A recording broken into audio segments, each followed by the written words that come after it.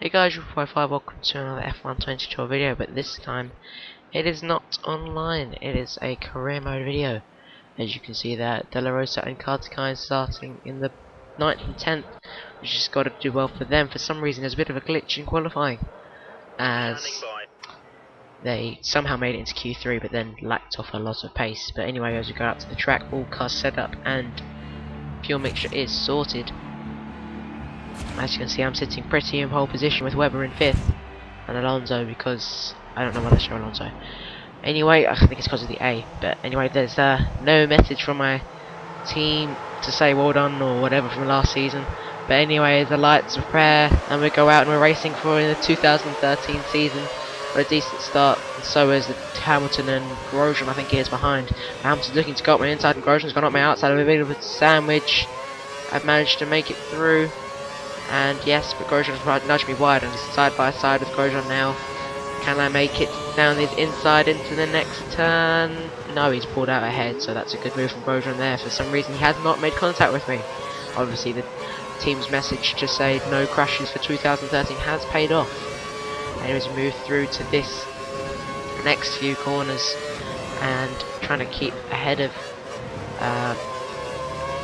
Webber behind. He's jumped Hamilton, so he's into 3rd place, but Grosjean's looking a bit slow off the corner. Let's see what I can do to overtake him. Am I going to go? I'm not going on his outside, do a Vettel on Rosberg like in real life in Australia. It's a good overtake, as my engineer has just confirmed that to me. As Grosjean's looking to have a fight back, he wants to go up my outside, he's looking a bit feisty. I think the team is sort of shaking at the fact he might actually crash into me, but he hasn't.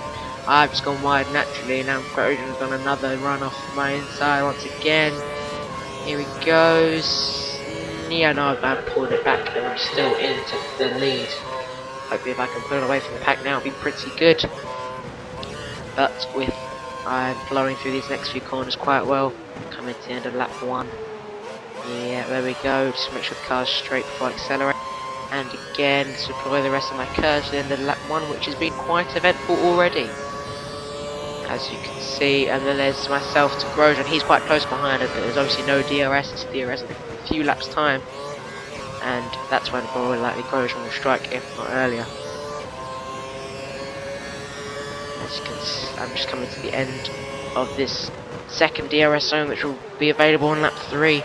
Hanging on in there in the lead. The gap to Grosjean I do not know at the moment, because we have not come across a sector line.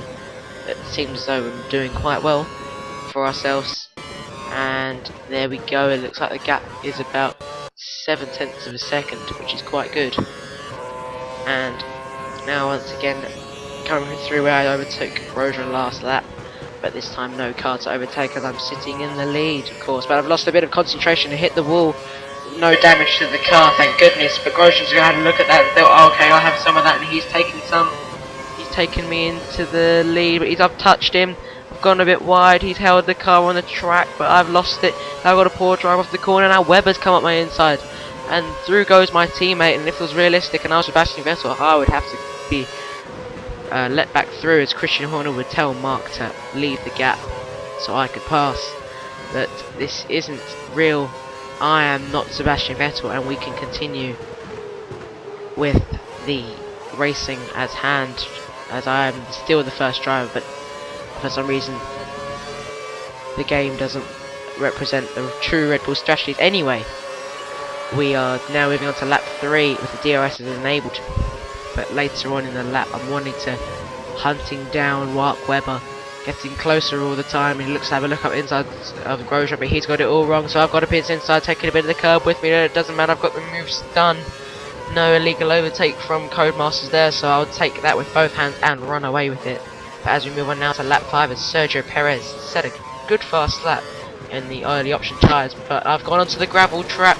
Oh no, I've got onto the gravel, but Webber's going to have a look at my inside maybe, but I've got no grip and I've just gone straight onto the grass because the gravel on my tyres, and Grosjean is now long gone. Looks like the race is his, but Webber's long gone as well. Now I'm just trying to control the fishtail, as now Button, I think, is behind me, he's looking to have a fight, and I've got a bit of a train forming. And Grosjean is now just on the fastest lap to beat Perez as well, and Button pushed me over to get back on the racing line. And doing quite well for myself now, it's defending. But as we come on to lap 6, to take it to the pit lane ahead of Kimi Raikkonen. So that means Grosjean is not boxing, and neither is Webber, obviously, because I am.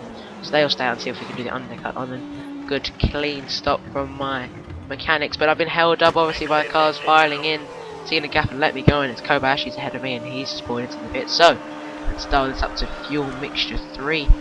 And there we go. See if we can hunt down Mark Webber and do the undercutting with his nice, clean, fresh tyres. As I come out in a lot of space, more or less. Enough space to do a clean flying lap and to keep my position from behind and see if I can overtake Webber ahead also. As here we go now on the end of lap 7, as you can see a car coming out the pits. I don't know if that's Webber. No, it's not. It's Lewis Hamilton, but I've taken him immediately. And there is Mark Webber just down the road. So I've pulled up a gap which is a bit closer to him, but looks like he's going to get this one under control unless he makes a mistake or he's on cold tyres, and he is. He's braking very cautiously. And as you can see, I've cruised up to the back of him. Now we're trying to control the car under his dirty air, but still going strong. Am I going to have a look into this corner where I overtook him last time? No, there's I'm too far behind. Anyway, I'll keep going. Keep on the challenge. And looks like I've got a better drive out of the corner than he has, deploying some curves, go to his right hand side, pull up his inside, and it looks like the move is done. No help from the team radar, that was all my own work. No Christian Horner asking Webber to let me through, that was pure overtake, and dial that down back into standard fuel mixture once again. And here we go, just continuing on my merry way off into the distance hopefully, but Grosjean is miles away. Actually, I think he's won the race. He's having a whale of a time out front more likely. And here he goes, yes he has won it, and here we go around the final corner now. He's done the fastest lap on the last lap.